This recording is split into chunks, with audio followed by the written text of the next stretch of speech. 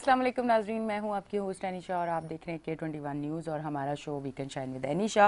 कैसे हैं आप लोग? ठीक ठाक? मैं भी बिल्कुल ठीक हूं और मेरी दुआ है आप हमेशा हंसते मुस्कुराते रहें, खुश रहें, आबाद रहें और इसी तरह हमारा शो देखते रहें जिसका नाम है वीकेंड शाइन विद अनीशा। आज संडे का दिन है और जल्द कुछ ही दिनों में आप रमज़ान के महीने को वेलकम करेंगे और रमज़ान को इंशाल्लाह आप अकीदत और एहतराम से मनाएंगे और रमज़ान की तैयारियां बहुत ज़्यादा घरों में हो रही होंगी। हमारे घर में भी आज से रमज़ान की तैयारी शुरू है क्योंकि रमज़ान में कुछ मसरूफियात इतनी ज़्यादा हो जाती है कि आप फिर रमज़ान में कुछ और एक्स्ट्रा काम नहीं कर सकते। इस वजह से रमज़ान की तैयारी पहले हो जाती है और बेहतर भी वही रहता है। अच्छा, ये चीज़ बड़ी अच्छी मुझे लगती है कि लोग रमज़ान से पहले, अब का मुझे नहीं पता, जब मैं छोटी थी तो मैं अपने घर में देखती थी कि वो समोसे और रोल वो सब कुछ बना के ना हफ्ते का पूरा रखा जाता था, वो बड़ा अच्छा रहता था। अच्छा, वो चीज़ अच्छी इसलिए भी है कि बाहर से आप इतनी रश में, एक तो आपको टाइम भी बहुत ज़्यादा लग जाता है, फिर बाहर पता नहीं किस चीज़ के ऑयल में सारी चीज़ें बनती हैं। घर में जो चीज़ें बनती हैं वो एक तो हेल्दी भी होती हैं और दूसरा ये है कि बजट भी कम आता है क्योंकि इस टाइम पे जितनी महंगाई हो चुकी है तो कोशिश करें सारी चीज़ें आप घर पे ही बनाएं साफ़ सुथरी और बजट भी कम आए। और फिर रमज़ान जब आएगा इंशाल्लाह तो फिर हम आपके साथ रमज़ान जो है वो इंशाल्लाह अच्छे से शो पे लेके आएंगे और बेहतरीन शो होगा रमज़ान में भी आपके साथ। और अभी मेरे साथ जो हैं हमारी गेस्ट मौजूद हैं, उनको मैं वेलकम करूंगी। हमारे साथ मौजूद हैं तमसील नर्सिंग होम केयर सर्विसेज से फ़याज़ वक़ार साहिबा, उनको मैं वेलकम करती हूँ। अस्सलाम वालेकुम। वालेकुम सलाम। कैसी हैं आप? अल्लाह का करम है, आप सुनाएं। मैं बिल्कुल ठीक हूँ। मुझे बताएं कितना अरसा हो गया नर्सिंग में, किस तरह से आई? क्योंकि बहुत ज़्यादा होता है ना जब कि आप, कभी होता है कि फ़ैशन की तरफ आप चले जाओ, कभी इसकी तरफ कभी उसकी तरफ, पर अगर आप नर्सिंग की तरफ आई हैं तो वो कोई ना कोई एक जज्बा ऐसा ज़रूर होता है कि आपका दिल करता है कि नहीं इस तरफ। एक तो आप मसरूफ़ भी हो जाएंगे, एक आप काम भी कर रहे हो, एक दूसरों के लिए आपके दिल में नरम गोशा भी होता है, तभी आप इस तरफ आते हो। तो आपके दिल में ऐसी कौन सी चीज़ थी कि आप इस तरफ आए हो? देखिए, मैं ग्रेजुएट हूँ 99 की, लेकिन नर्सिंग मैंने 95 नवंबर में मेरा एडमिशन हुआ था होली फैमिली में। अच्छा, होली जो कि मुझे नर्सिंग के बारे में खुद कुछ पता नहीं था। अच्छा। कि नर्सिंग क्या होता है, बस देखा था कि नर्सिस होती हैं जो इंजेक्शन लगाती हैं, इससे ज़्यादा मुझे इससे कुछ ज़्यादा पता नहीं था। लेकिन बचपन से ही मैं मतलब मैं मेरी दादी के साथ रही हूँ। तो मैं, उनका हिप बोन का फ्रैक्चर हो गया था, वो एस्थमेटिक थी, तो उन्हें जैसे कि ऑपरेट नहीं हो सकती थी, तो वो बेड रिडन थी, तो मैं ही उनकी टेक केयर करती थी। मतलब उनका सब काम, बहुत छोटी थी लेकिन मैं सारे काम उनके खुद करती थी। अच्छा। तो सारे मुझे घर में डॉक्टर कहते थे। जैसे मेरे कज़न थे, ताया के बेटे, तो वो भी मुझे कहते थे कि ये डॉक्टर है। तो खैर मेरे अंदर डॉक्टर वाला नहीं था, मेरा जैसे समझ ले कि मेरे अंदर एक खिदमत करने का वो था हर किसी की। और सबसे बड़ी बात ये है मेरे अंदर जो थी, जो लोगों ने नोटिस किया और जो मुझे नर्सिंग की तरफ लेके आए, वो इटालियन प्रीस्ट थे एक, जो मेरे गॉडफादर भी हैं और मेरे स्पिरिचुअल गार्डियन भी रहे 19 साल तक। तो वो, उन्होंने ये मेरे अंदर मतलब देखा सारा जज्बा खिदमत का, कि मैं किसी से नफरत नहीं करती, किसी का वूंड साफ करना, किसी को केयर करना बहुत बड़ा काम है। हाँ, तो वो मुझे उन्होंने कहा कि तुम्हारे लिए बेस्ट प्रोफेशन जो है ना, वो डॉक्टर भी नहीं है, नर्स होना है, क्योंकि ये नर्सिस के अंदर ये सब होना चाहिए। तो उन्होंने मुझे मेरा टेस्ट दिलवाया होली फैमिली में, मैं पास हो गई। तो मैंने कराची होली फैमिली में, उस वक्त अमेरिकन नर्स थी, इस सोल्जर बाजार में जी। तो मैंने वहाँ से ग्रेजुएशन किया अपना नर्सिंग में। अच्छा। तो जिसमें मैंने 97 में सिंध बोर्ड भी टॉप किया और मैं हमेशा टॉप पर रही हूँ माशाल्लाह। और फिर मैंने तब्बा हार्ट से 2012-13 के बैच में मैंने स्पेशलाइजेशन इन कार्डियोलॉजी की, 2 बच्चे और 12 आवर्स की नाइट शिफ्ट मैं करती थी। इसी तरह प्राइवेट ड्यूटी मैंने आगा खान से जॉब छोड़ दी थी और मैंने फिर सिंध बोर्ड में सेकंड पोजीशन माशाल्लाह। अपने भी 2 बच्चे आप देखती थी, अपनी फैमिली को भी देखती थी। नाइट शिफ्ट में 12 घंटे ड्यूटी करती थी। फिर भी मैंने सिंध बोर्ड में, मेरी सेकंड पोजीशन थी। NICVD के एक लड़के की फर्स्ट पोजीशन थी, जिसका मेरे से सिर्फ एक ही नंबर ज्यादा था।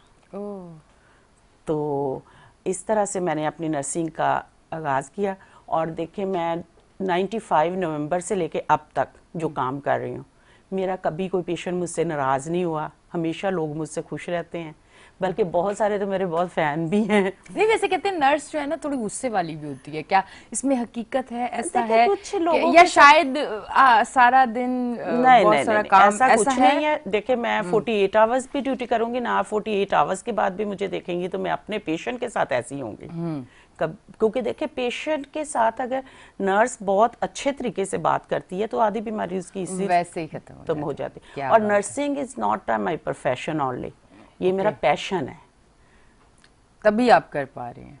तो आज भी रात के 2:30 बजे 3 बजे भी अगर मैं मेडिसिन लेके भी सोई हूँ, बेल होती है मेरे फ़ोन की, मैं उठाती हूँ।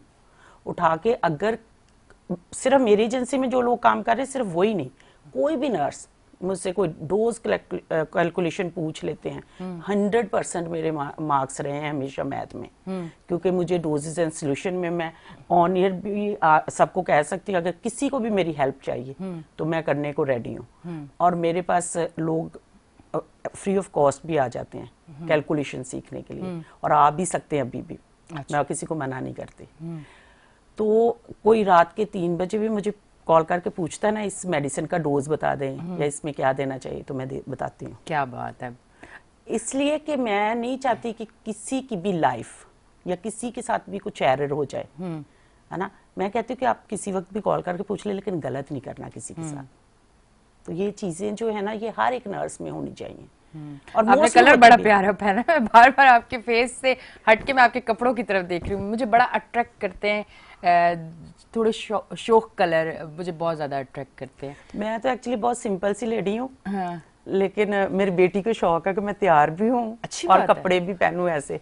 अच्छी बात है, होना चाहिए। मैंने लाइफ में कभी भी ऐसे कोई फैशन वाले जूते नहीं पहने। अभी कभी कभी पहनती बेटी की खातिर, और मेकअप भी उसके लिए करती हूँ, वरना मैंने कभी मेकअप भी नहीं किया था। अच्छा, ऐसा क्यों है ये? अभी पहले तो मैं आपसे एक चीज़ ज़रूर ये पूछूंगी, जब नर्सिंग के हवाले से भी आपसे बहुत सारे सवाल होंगे, पर एक चीज़ मैं आपसे ज़रूर पूछना चाहूँगी कि एक औरत के लिए कितना टफ हो जाता है, बच्चे और प्लस फिर ये वाली जो जॉब है नर्सिंग की, ये कोई मैं समझती हूँ ये बड़ा मुश्किल काम है। आप नाइट ड्यूटी जिसमें आपको जाग के पेशेंट को देखना है हर एक चीज़ को, तो ये किस तरह से आपने सरवाइव किया, किस तरह से सारी चीज़ें आपने जो है मेंटेन की, सारी चीज़ों को किस तरह से कर पाई आप? देखिए, चीज़ें अगर देखा जाए ना, तो काम करने से कोई मर नहीं जाता, है ना। बिल्कुल। तो मेरा हमेशा से, मैं उन लोगों को मोहब्बत करती हूँ जो लोग मेहनत करना चाहते हैं, अभी भी मैं उनको हेल्प करती हूँ। और मैंने खुद, देखें, मेरे बच्चों को कभी इग्नोर नहीं किया। मेरे 2 बच्चे हैं, एक 21 साल का है और एक 17 साल की बेटी है। माशाल्लाह। बेटे ने ए लेवल किया है हमेशा। और मेरे बच्चे जो हैं अमेजिंग चिल्ड्रंस हैं, और हर तरह से उनकी मैंने सोच ली, मजहबी तौर पे और हर तरह से उनकी तरबियत की है और कभी इग्नोर नहीं किया। और इसी तरह मेरी बेटी ओ लेवल कर रही है, जो कि बहुत ही जीनियस स्टूडेंट है। तो और जो काम है, मैंने ड्यूटी, जो मैं, लोग समझते हैं ना कि मैं अभी सुबह 7 बजे से, या जो भी मेरी 9 आवर्स की 8 घंटे की ड्यूटी है, तो उसमें मैं इस तरह नहीं सोचती थी कि ये मैं कोई बहुत मेरे ऊपर मुसीबत टूट पड़ी और मैं ड्यूटी पे जा रही हूँ और वहाँ जाके फ्रस्ट्रेशन करूँ। मुझे लगता था कि मैं एंजॉय करती थी अपने वर्क को, है ना। तभी कर पाता है बंदा। हाँ। अगर आप ये सोच लो कि बोझ है और ये टाइम पूरा करना है, वहां से थक टूट के इस तरह नहीं आती थी कि मैं काम से आ रही हूँ। मुझे तो ऐसा लगता था कि जैसे मैं वहां गई हूँ और वहां पे अपने कोलीग्स के साथ अच्छे से रहना, मतलब जो मेरी शिफ्ट में लोग होते थे वो मुझे नहीं लगता कि कभी कोई मुझे किसी ने रोते धोते या कभी किसी ने मुझे चिड़चिड़ेपन में देखा हो। यहाँ तक कि लोग एंजॉय करते थे मेरे साथ। ठीक है, मैं हमेशा एक अच्छी कंपनी आपकी। हाँ, हमेशा सबके साथ बैठ के खाना खाना, सबके साथ ब्रेक पे जाने के लिए, सब मतलब जो मेरे साथ ब्रेक पे जाते थे अच्छा ही लगता था सबको। क्योंकि मैं थोड़ा सा उस वक्त ऐसा फील करती थी कि अभी अच्छा अल्लाह ने टाइम दिया है तो इसको एंजॉय कर लें। और मैंने अपनी जो पेशेंट के साथ काम किया ना, उसको एंजॉय किया है। मैंने कभी उसको एंजॉय करने से मतलब कि मैंने सोचा कि ये बीमार है, इसको मैंने ठीक करना है, ठीक है ना। जैसे कार्डियक आईसीयू में मुझे एक पेशेंट मिल जाता है, जैसे वो ऑपरेशन थिएटर से आता है, पहले 6 आवर्स जो होते हैं वो नर्स के हाथ में उसकी लाइफ होती है। ये नहीं है कि नर्स खुदा बन जाती है, लेकिन ये कि एक ड्रॉप भी आप एक्स्ट्रा किसी चीज का दे देते हैं। फर्ज किया है, एक ड्रग है पोटाशियम, पोटाशियम जो है वो आपके हार्ट रेट को स्लो करता है, Okay. ठीक है, शट कर सकता है, आपका हार्ट ब्लॉक कर सकता है, Okay. ठीक है। गलत तरीके से आप दे देते हैं, बिला वजह दे देते हैं। डॉक्टर आपके साथ पे नहीं खड़ा होता, या कोई भी आपके साथ पे नहीं खड़ा होता। पेशेंट आपको मिल जाता है, आईसीयू से आ जाता है पेशेंट वेंटिलेटर पे होता है, पेशेंट मल्टीपल ड्रग्स पे होता है, 6, 7, 8 किस्म के मुख्तलिफ ड्रग्स चल रहे होते हैं जो उसके हार्ट को रिकवर कर रहे होते हैं, क्योंकि अभी वो उसका हार्ट स्टार्ट किया होता है दोबारा से। उस वक्त अगर नर्स इग्नोर करती है किसी चीज को, तो आपका पेशेंट जो है वो अपनी लाइफ खो सकता है। एग्जैक्टली। तो आपके अंदर ये पैशन होना चाहिए कि इसकी जिंदगी बचानी है मुझे। तो वो आप देखें, आप किसी एक बंदे की डेली जिंदगी बचा के आ रहे, तो आपके अंदर क्या फीलिंग होंगी? बिल्कुल ऐसे ही। अगर आप सोचें तो, अगर आप सोचें कि मैं ड्यूटी पे आई हूँ और इसकी मैंने तनख्वाह लेनी है ना, मैं अपना टाइम पूरा करूँ और घर चली जाऊँ, तो फिर आप थकेंगी भी, आप चिड़चिड़ी भी होंगी, वो फ्रस्ट्रेटेड होकर घर आएंगी, घर वालों से भी झगड़ा करेंगी, आपके बच्चे भी इग्नोर होंगे, फिर आपके बच्चों की भी लाइफ वो नहीं होगी, और आपका ड्यूटी प्लेस भी वो नहीं होगा, ठीक है।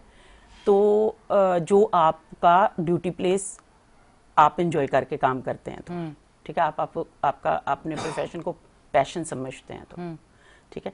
तो इसलिए मैं ऑनरी अपनी नर्सिस को भी ये मैसेज दूंगी कि पेशेंट की जो केयर है ना, उसको मोहब्बत से करें, क्योंकि अल्लाह ताला ने इंसान को सिर्फ मोहब्बत के लिए पैदा किया, बाकी सब तो हमने खुद बनाया। क्या बात है।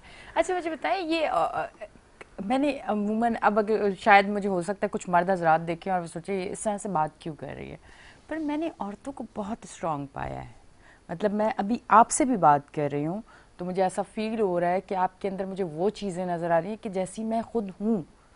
अल्हम्दुलिल्लाह, जितनी टफ़ जॉब मैं करती हूँ, जिस तरह से रोड शोज, धूप, सारा दिन बाहर, इतना मेकअप, और उसके बाद आके भी मैं अपनी वीडियोस, हंसी मजाक, सबसे मिलना जुलना, घर गई फैमिली के साथ, शॉपिंग पे चली गई, सारी चीज़ें।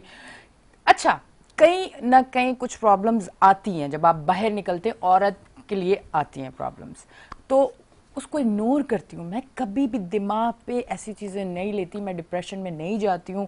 मैं ये सोचती हूँ कि नहीं, मैं इतनी स्ट्रांग हूँ कि मैं हर चीज़ से गुजर सकती हूँ। औरत इतनी स्ट्रांग कैसे बन जाती है? मतलब होती तो है, पर उसे कब ये रियलाइज होता है कि मैं स्ट्रांग हूँ और मैं ये सब कुछ कर सकती हूँ? देखें, जो मर्द प्रोग्राम देखेंगे वो तो कहेंगे कि मैं गलत कह रही हूँ, लेकिन मैं सोचती हूँ कि देखें, अगर अल्लाह ताला मर्द को ही इतना स्ट्रांग बनाता तो वो बच्चा पैदा ना कर लेता। हाँ, है ना। हाँ, अगर इसकी एक हड्डी टूट जाए तो ये कैसे तड़पता है। हाँ। तो जब माँ बच्चा पैदा करती 70 हड्डियां टूटने जितनी दर्द सहती है, तो वो कितनी स्ट्रांग है।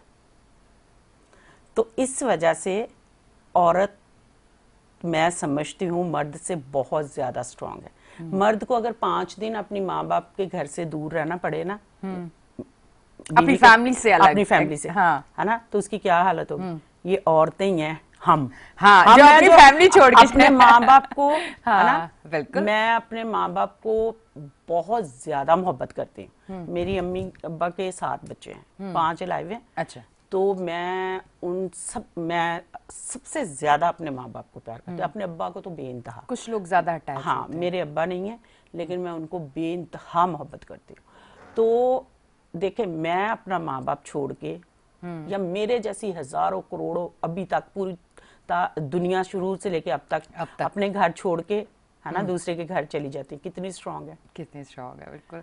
एक मीम मैंने देखा कि यार, मर्द जाता है जब बारात लेके तो वो 100-200 लोगों के साथ जाता है, और वो इतनी बहादुर है, वो अकेली आती है। वो देखो, शेरनी खुद अकेली आ जाती है, वाकई, और डरती नहीं है। आप देखिए, एक नई फैमिली में एडजस्ट होना, जिसको आप इतना अच्छे तरीके से जानते भी नहीं हो, सब चीजें, आप उस घर में आके एकदम औरत की लाइफ, हमने तो शो भी चेंज कर दिया, लाइफ तो औरत की चेंज होती है। मैंने आपको अपने साथ कहीं और ले गई हूँ कि आप ये देखें कि औरत जब आती है एक नए माहौल में भी ढल जाती है। बिल्कुल, क्योंकि उसके घर का माहौल फर्क होता है। वो इतनी जैसे मैं थी, मैं कोई काम नहीं घर में करती थी, दादी की लाडली थी, तो दादी की 5 बहुएं थी, तो दादी अपने बेटों के ऊपर वो थी। बेटे मतलब अपनी माँ के समझ लेके ऑलमोस्ट गुलाम ही थे। तो वो 5 बड़े स्ट्रॉन्ग मर्द जो थे ना, वो उस मेरी दादी के गुलाम थे, तो मैं उस दादी की प्यारी पर बड़ी अच्छी बात है, माँ का तो गुलाम होना भी चाहिए, बनता भी है। तो घर का माहौल बहुत अच्छा था। फैमिली लाइफ, मैंने एक जॉइंट फैमिली लाइफ गुजारी है, बेहतरीन लाइफ, जो मैं इतनी कॉन्फिडेंट और इतनी इंटेलिजेंट और इतनी पैशनेट खातून हूं ना, इसके पीछे मेरे अब्बा का हाथ है। और मैं हर बाप को ये मैसेज दूंगी, अपनी बेटियों पे ट्रस्ट करें, अपनी बेटी के ट्रस्ट को कभी भी किसी के लिए जज ना करें। कभी आपको कोई कहता है ना आपकी बेटी ये कर रही, उसका मुंह तोड़ें, अपनी बेटी को कहें मेरी बेटी राइट है। मेरे अब्बा ने हमेशा ये कहा, जो जिस पे कभी कभी मेरे बहन भाई भी एतराज करते थे, कि जो ये कहती है वो ही सब कुछ हमेशा सही कैसे हो सकता है। लेकिन उसके हासिल क्या हुआ, आज मैं ये हूँ। एग्जैक्टली। मेन पॉइंट इज कि जो बेस होती है ना आपकी लाइफ, जब स्टार्ट होती है बच्चों की, वो जब छोटे होते हैं, तरबियत उनको सिखा रहे होते हैं आप हर चीज़, तो उस टाइम आपने उनको, उनके अंदर खुद एतमादी पैदा करनी है। आपने उनको बताना है कि आप उन पे कितना भरोसा करते हैं, और आपने उनको ये बताना है कि ये भरोसा अगर आप पे है तो ये भरोसा तोड़ना भी नहीं है कभी। ये अच्छा रास्ता है, ये बुरा रास्ता है, अब आपने सेलेक्ट करना है कि आपने किस तरफ जाना है। तो ये चीज़ें जब आप अपने बच्चों को, चाहे वो बेटा है या बेटी है, जब आप ये एक उसे बता देते हो कि आप पे इतना एतमाद है और आप सब कुछ कर सकते हो अगर आप राइट तरीके से कर रहे हो, तो वो जो कॉन्फिडेंस होता है ना, वो एंड लेवल का होता है। अल्हम्दुलिल्लाह मैं इस टाइम एक वो लाइफ जीती हूँ कि शायद मैं एक मर्द हूँ, मुझ में इतना कॉन्फिडेंस और ये सारी चीजें सिर्फ अपनी फैमिली। आप एक मर्द नहीं है, आप एक बेहतरीन खातून है। मर्द वो नहीं कर सकते जो आप कर रही हैं। क्या बात है। अच्छा, हम लोगों ने ना आज शो बड़ा मजेदार, मुझे बहुत मजा आ रहा है आपके साथ, मुझे बहुत अच्छा लग रहा है, क्योंकि इतने अच्छे आप, मतलब मेरे सवालों का इतने मजे का आप जवाब दे रही हैं, और इतना अच्छा, जिसमें मेरे जो देखने वाले हैं, यकीन करें, आज शो का एक एक लफ्ज़ देखिएगा, आपको एक एक अल्फाज में सीखने को बहुत कुछ मिलेगा। ज़िंदगी जो है ना, वो ज़रूरी नहीं है कि हम खुद सीखें, हम किसी की 2 बातों से भी अपनी बहुत सारी बुराइयों को ख़त्म करके एक अच्छी चीज़ सीख सकते हैं। और इसी के साथ ब्रेक का टाइम हुआ है, ब्रेक लेंगे, फिर वापस आएंगे और फिर यहीं से सिलसिला जोड़ेंगे। ब्रेक।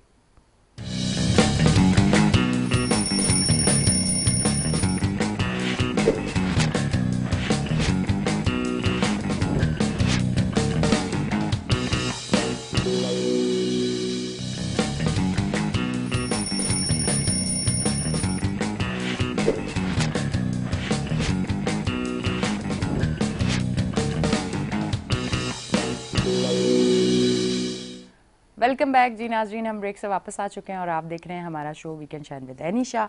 अच्छा, अब मैं आपकी जानिब आऊँगी कि मुझे एक चीज़ जो पता चली तो मुझे बड़ी हैरत हुई, तो वो बात करना लाजमी है कि आपको कोई एक ऐसी बीमारी हुई जिसके साथ जो है ज़िंदगी जीना बड़ा मुश्किल, बल्कि कहा जाता है कि 3-4 महीने इनफ, अल्लाह आपको सेहत तंदुरुस्ती दे, पर कहा जाता है कि उस बीमारी में 3-4 महीने के बाद आप नहीं जी पाते, और वो बीमारी आपको हुई, और अब थोड़ा सा उसके बारे में आप बताएं। जी, देखिए 2015 में मैं डायग्नोज हुई, जो मेरे 8 वर्टिब्रा में बायलेटरल हर्निएशन डिस्क डायग्नोज हुआ था फर्स्ट टाइम। हर्निएशन डिस्क ऐसा होता है कि आपके स्पाइनल कॉर्ड में जो जहाँ से गुजर रही है वर्टिब्रल कॉलम होता है, जो हमारी स्पाइनल कॉर्ड को प्रोटेक्ट करता है। तो मेरे जो सर्वाइकल है, जो नेक से आपके शुरू होते हैं वर्टिब्रास, उसमें ऑलमोस्ट एक बहुत बिग गैप था। अच्छा। और उसके नीचे जो एक थोरेसिक और 3-4 लंबर, टोटल 8 वर्टिब्रा है जिसमें हर्निएशन डिस्क थी, काफी सीवियर। अच्छा। अगर 1 होता, 2 होते, 3 होते तो डॉक्टर सर्जरी कर देता और मेरी हर्निएशन रिमूव कर देता और मैं इस तकलीफ से बच जाती। ठीक। देखिए, मैं एक दर्द का रेशो है, पेन को मैनेजमेंट करने का मेडिकल में एक रेशो है। हाँ। 1 से लेकर नंबर है, 1 से लेकर 10 तक। ओके। आपको 1, 2, 3 तक पेन होता है ना वो बेरेबल है, जिस पे आप पैनाडोल या कोई भी मेडिसिन ले लेते हैं या दर्द की कोई भी दवाई जो नॉन स्टीरॉयड मेडिसिन है वो लेते हैं, दर्द रुक जाता है, रेस्ट करते हैं, कोई बाम लगा लेते हैं, कुछ भी करते हैं। एक होता है 3, 4, 5, 6 है ना, जिस पे बहुत दर्द होता है और आप डॉक्टर के पास जाते हैं, इंजेक्ट करवाते हैं और फिर वो दर्द स्टॉप होता है, फिर शुरू हो जाता है, उस पर आप डॉक्टर के पास जाते रहते हैं, वो दवाइयाँ देता रहता है, इस तरह। एक दर्द होता है 7, 8, 9, 10 9 तक, ठीक है।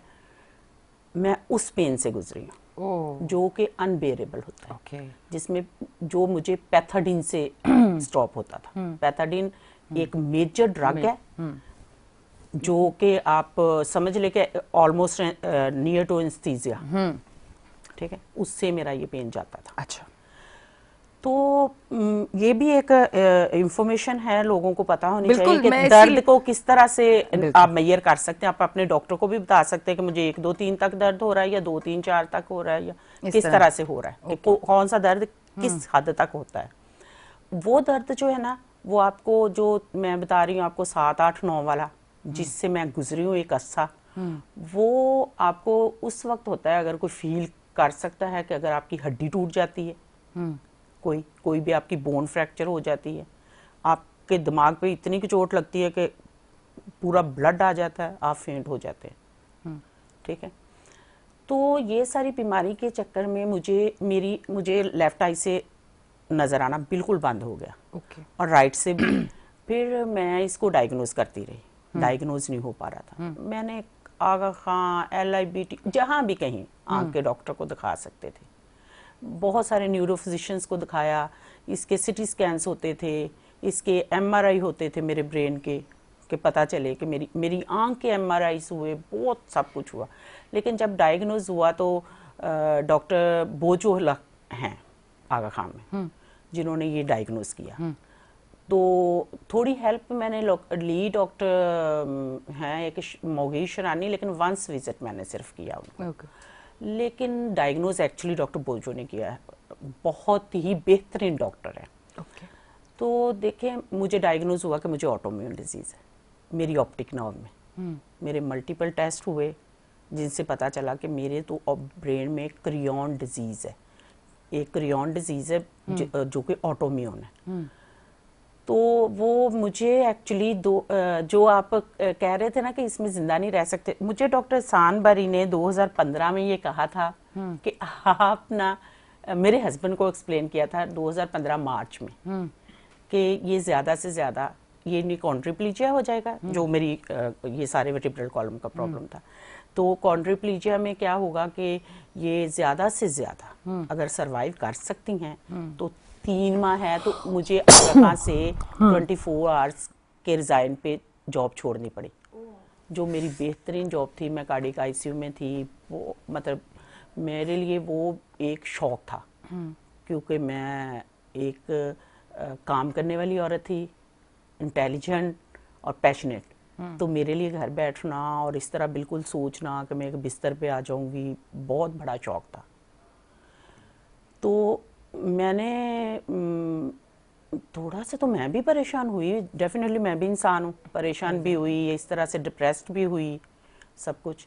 लेकिन फिर एक दिन मैं उठी, मैंने कहा नहीं, ऐसा नहीं है, क्योंकि मैं प्रे कर रही थी तो अचानक ही मैं क्रिश्चियन हूँ, ठीक है, और मैं मदर मैरी से बहुत ज़्यादा प्रे करती हूँ। हेल्प, मतलब हम उनसे प्रे नहीं करते हैं, मतलब लोग ऐसा समझे कि हम उनकी कोई पूजा नहीं करते हैं, हम सिर्फ उनसे हेल्प मांगते हैं। कि हम समझते हैं कि वो जन्नतुल फिरदौस में है अपने बेटे के पास, ठीक है, तो वो अपने बेटे को मेरे लिए सिफारिश कर सकते हैं, ठीक है। तो इस फेथ से मैं उनसे हमेशा प्रेयर्स करती रहती हूँ। तो मैं प्रे कर रही थी, तो मैंने उठी, मैंने अपनी फैमिली से कहा, मेरे बच्चे भी, हस्बैंड भी बहुत डिप्रेस थे, इंतजार कर रहे थे कि 3 माह में इसने किसी वक्त भी मर जाना है। तो मैंने कहा हाँ, आप देखें कि कैसी एनवायरनमेंट होगी घर में। तो छोटी सी फैमिली है, एक दूसरे से बहुत जॉइंट भी थे, और बच्चे मेरे जो हैं वो समझ लें कि हर बच्चा अपनी माँ को प्यार करता होगा, हर माँ भी अपने बच्चों को प्यार करती होगी, लेकिन मैं बेबी लवर हूँ, तो मैंने अपने बच्चों को भी, मुझे प्रेग्नेंट औरतें इंतहाई पसंद थी शादी से पहले, मैं उनकी खिदमतें करती थी समझ ले। और बच्चे तो जब मैं छोटी भी थी तो पूरे मोहल्ले के बच्चे मेरे फ्रेंड होते थे, आज तक भी मेरी नंदों के बच्चे, मेरे भाइयों के बच्चे, मेरी बहनों के बच्चे सब मेरे फ्रेंड हैं, और अपनी माओ से भी शायद ज्यादा मुझे प्यार करते हैं। मेरी 2 नंद की बेटियां हैं जो कि समझ ले उनकी कुल कायनात मैं हूँ, मतलब इतना मुझे प्यार करती हैं, तो समझ ले कि बच्चे मेरी वीकनेस है, वो मुझसे कुछ भी मनवा सकते हैं। तो अपने बच्चों को मैंने कितना प्यार किया होगा, तो मेरे बच्चे भी मेरे से इतने ही अटैच्ड हैं। तो उनके लिए ये बहुत बड़ा शौक था कि माँ मर जाएगी तो उनको तो पता ही नहीं आगे जिंदगी कैसे जीनी है।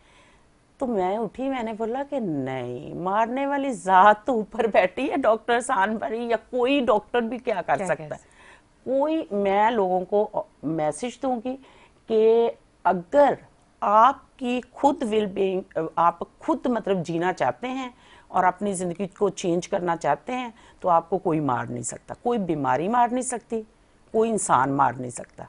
तो जीना जो है वो चलने का नाम है। मैं जो जिंदा हूँ वो इस वजह से कि जब मैं उठ के बैठ नहीं सकती ना तो मैं बैठती हूँ, जब मैं बैठ सकती हूँ तो मैं चलती हूँ, जब मैं चल नहीं सकती, जब मैं चलने के काबिल होती हूँ तो मैं दौड़ती हूँ, ठीक है। जब आप उठ के बैठ नहीं सकते ना, बैठे कोशिश करके, जब आप चल नहीं सकते ना चले, जब आप भाग नहीं चल सकते हैं ना तो फिर भागे, जब आप भागेंगे तो आप लाइफ जिएंगे। अगर जीना है तो भागना है, अगर बैठना है तो फिर कोई जिंदगी नहीं है, किसी तरह भी नहीं। जो औरतें घरों में रहती हैं वो बजाय बैठने के अपने घर का हर काम करें, जिंदगी खूबसूरत हो जाएगी। जो वर्किंग लेडी हैं ईमानदारी से काम करें, जिंदगी खूबसूरत हो जाएगी। ऐसा ही है। अब मुझे ये बताइएगा, नर्सिंग के हवाले से थोड़ा सा मुझे बताएं कि अब आप इस टाइम होम सर्विसेज दे रही हैं या आप किसी हॉस्पिटल में हैं, थोड़ा सा उस बारे में आप थोड़ा सा बताइए। मैं एक समझ ले एक छोटा सा अदारा है जो मेरा अपना ही है, मैं ही उसकी ऑनर हूँ। उसका नाम है तमसील नर्सिंग होम केयर सर्विसेज, जो घरों पे मेरी नर्सिस जाती हैं। मेरे मतलब मेल फीमेल नर्स, वो इदारा आपका है? मेरा अपना है। ओके, माशाल्लाह। मैं खुद रन करती हूँ उसको। क्या बात है। और उसकी टोटल मैनेजमेंट मैं खुद करती हूँ। क्यों? क्योंकि मैं अगर पीछे बैठी हूँ तो मेरे स्टाफ भी अच्छा काम करेंगे, क्योंकि ये मैंने इस तरह से जेरिएट्रिक नर्सिंग के लिए बनाया था। अभी तो मैं हर किसी को देती हूँ। जेरिएट्रिक नर्सिंग होती है बुजुर्गों की खिदमत, जो हमारे बुजुर्ग हैं घरों में बीमार हैं या वो उनको हेल्प की ज़रूरत है तो उनके लिए। लेकिन अभी मेरे पास काफ़ी नर्स काम कर रहे हैं हर तरह के पेशेंट्स पे। मैंने एक्चुअली पहले मेरे नर्सिंग के जो 5 इयर्स हैं वो as a neonatal ICU incharge काम किया, तो मैं बच्चों पे भी काम करती हूँ, मेरा उसका भी एक्सपोजर है। अच्छा। और होम हेल्थ का जो मैंने लिया है ये मैंने आगा खां में 1 साल और 7 महीने, होम हेल्थ जब स्टार्ट हुआ था मैंने वहाँ काम किया था, तो वहाँ से मैंने सीखा काफ़ी, तो फिर उसको मैंने इम्प्लीमेंट किया इसमें। तो जो घरों में ऐसा है कि मेरे पास कुछ डॉक्टर्स भी मेरे लिंक में हैं, जो घर पे विजिट कर लेते हैं, क्योंकि बहुत सारे पेशेंट ऐसे होते हैं उनके लिए इतना आसान नहीं होता उठा के उनको हॉस्पिटल लेके जाना हर छोटी चीज़ के लिए। जैसे एक एग्जांपल है, हमारे पास समझ लें कि 80% बुजुर्ग जो होते हैं उनका सोडियम कम हो जाता है, तो हर दफ़ा उनको उठा उठा के हॉस्पिटल लेके जाना, उनके टेस्ट करवाना, सब कुछ करना। तो अगर डॉक्टर घर आता है वो देखता है, वो कहता है कि सोडियम का टेस्ट करवा लें, फिर सोडियम रिप्लेस हो जाता है तो मामला वहाँ सॉल्व हो जाता है। इसी तरह घर में फिजियोथेरेपिस्ट आते हैं, हर रोज़ फिजियो के लिए जाना आना एक थका देने वाला काम है, तो घर में फिजियोथेरेपिस्ट आ जाते हैं। इसी तरह नर्सिस आते हैं, क्वालिफाइड नर्स हैं, जैसे कि उसमें मैं लोगों को बताना चाहूँगी थोड़ी सी चीज़ें कि जैसे कि नर्स होता है एक जिसने बैचलर डिग्री की है BSN, ठीक है, और एक होता है डिप्लोमा होल्डर। डिप्लोमा होल्डर में भी 2 तरह के नर्स होते हैं, एक ने जिसने सिर्फ डिप्लोमा किया हुआ और एक जिन्होंने स्पेशलाइजेशन भी साथ में की है। मुख्तलिफ फील्ड्स हैं जिसमें स्पेशलाइजेशंस होती हैं। आईसीयू में स्पेशलाइज है, डिप कार्ड है जो कि कार्डियोलॉजी में स्पेशलाइजेशन है जो मैंने किया है, गायनी में स्पेशलाइजेशन है, मिडवाइफरी है, इसी तरह ही इमरजेंसी में स्पेशलाइजेशन है, बहुत सारी स्पेशलाइजेशन है। इसी तरह ही देखिए ये डिप्लोमा होल्डर होते हैं, और एक होते हैं एड नर्सेज सर्टिफाइड वो होते हैं, और एक मिडवाइफ्स होती हैं। उन्होंने भी मेडिसिन पढ़ी होती है, उन्होंने भी सब पढ़ा होता है, वो 1 ईयर की ही ट्रेनिंग होती है। तो लोगों को ये डिफरेंस पता नहीं है, ठीक है। और देखें कि मुख्तलिफ जब आपके पास कोई, आप किसी से सर्विस लेते हैं, सबसे पहले तो ये देखें कि जो बंदा आपको प्रोवाइड कर रहा है वो खुद क्वालिफाइड है। अगर वो खुद क्वालिफाइड नहीं है, सही है, देखें अगर एक औरत को खुद सालन नहीं पकाना आता, वो दूसरे को सिखा सकती नहीं। तो डेफिनेटली वो बंदा भी किस तरह जज कर सकता है कि जिसको वो भिजवा रहा है वो क्वालिफाइड है, उसका इंटरव्यू उसने क्या लिया होगा जब उसको खुद ही नहीं पता। तो सबसे पहले तो ये देखें कि जो एजेंसी का ऑनर है या जो प्रोवाइडर है उसको खुद क्वालिफाइड होना बहुत ज़रूरी है। तो अगर वो क्वालिफाइड नहीं है तो आप सर्विस ना लें, क्योंकि जो नर्स वो भिजवा रहा है आपको नहीं पता वो भी क्वालिफाइड है या नहीं। अगर वो क्वालिफाइड भिजवा भी देता है तो अगर उसको कोई किसी जगह में कोई चीज़ समझ नहीं आती, फ़र्ज़ किया डोज कैलकुलेशन समझ नहीं आ रही, फ़र्ज़ किया उसको कोई ड्रग पता नहीं है कि ये कैसे देना है, हर ड्रग एक ही तरह तो नहीं दिया जा सकता, तो या उसको ये नहीं पता है कि आईवी लाइन मेंटेन की हुई है तो कितने ड्रॉप पे ड्रिप जा रही है, उसको किस तरह से चलाना है। तो ये सारी चीज़ों के लिए उस बंदे को क्वालिफाइड होना ज़रूरी है। लोगों की ज़िंदगियों के साथ नहीं खेलना चाहिए। तो जो लोग ऑनर मुझे देख रहे हैं तो वो अपने पेशेंट के लिए के लिए सबसे पहले ये ज़रूर देखें कि अगर आपने नर्स हायर किया तो वो नर्स ही है या आप किस एजेंसी से हायर कर रहे हैं। अच्छे नाम भी हैं बहुत सारे, ये नहीं कि सिर्फ मैं ही सब कुछ अच्छा कर रही हूँ। आगा खान से आपको अच्छे नर्स मिल जाते हैं, लेकिन ये कि चार्जेस थोड़े से ज़्यादा हैं। अगर कोई अफोर्ड कर सकता तो ले, वरना एजेंसियों को करे। कुछ लोग हैं अच्छा काम कर रहे, एक नाम है लिलियन, वो भी अच्छी नर्सिस देती हैं, जैसे सिस्टर लीमो के पास आती थी नर्सिस। इसी तरह ही कुछ और भी पढ़े लिखे लोग हैं मार्केट में जो कर रहे हैं, लेकिन 50 से 60% वो लोग हैं जिनको खुद ही कुछ पता नहीं। और वो आप देखें मेरे पास कॉल आती है एक अटेंडेंट की, अटेंडेंट मतलब जिस खातून ने मैट्रिक किया है या मैट्रिक भी नहीं किया, कि भाई आप मुझे नर्स की जॉब दे दें। मैं उनसे पूछती हूँ आपके पास डॉक्यूमेंट नहीं, डॉक्यूमेंट नहीं, एक्सपीरियंस है, कहाँ से सीखा, पेशेंट्स पे कर करके। मैं एनजी फीड भी कर लेती हूँ, मैं ये भी कर लेती हूँ, मैं कैचेट। आपको नहीं पता है कि आप किसी को गलत एनजी फीड करके उसकी लाइफ ले लेंगे।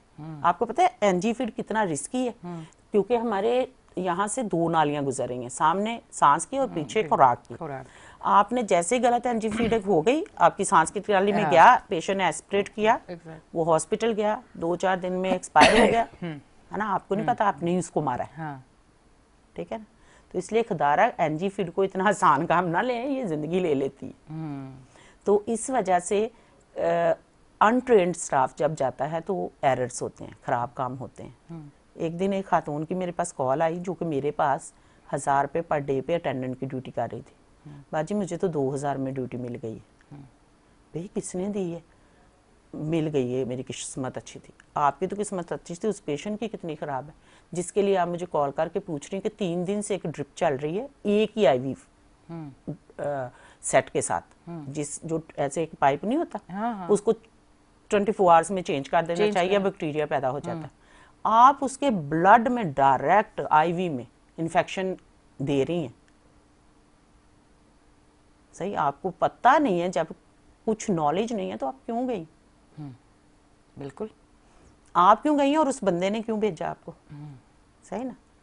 तो कहने का मतलब ये कि करप्शन करो लेकिन किसी की जिंदगी ना लो। मैं ये नहीं कहती कि सारे नेक बन जाओ, पर तरीका है, एक तरीका है ना। अच्छा, वो जो उसको आईवी सेट कहते हैं, आईवी सेट जो है ना 24 घंटे में चेंज कर देना चाहिए, और 24 घंटे के बाद दूसरा आईवी सेट को इतनी बड़े वो नहीं है, ठीक है, वो चेंज करें, ड्रिप भी चेंज करें। 3 दिन से एक ही ड्रिप, एक ही आईवी सेट चल रहा था। गलत है।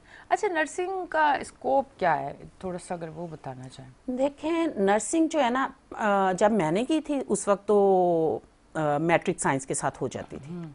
मैंने तो इंटर करके की थी, क्योंकि हमें पहले पता ही नहीं था, इंटर करते रहे, फिर पता चला कि नर्सिंग करवानी है मुझे किसी ने। तो खैर अभी ये है कि एफएससी 55% मार्क्स पे ये होता है, मतलब पाकिस्तान नर्सिंग काउंसिल की ये रिक्वायरमेंट है।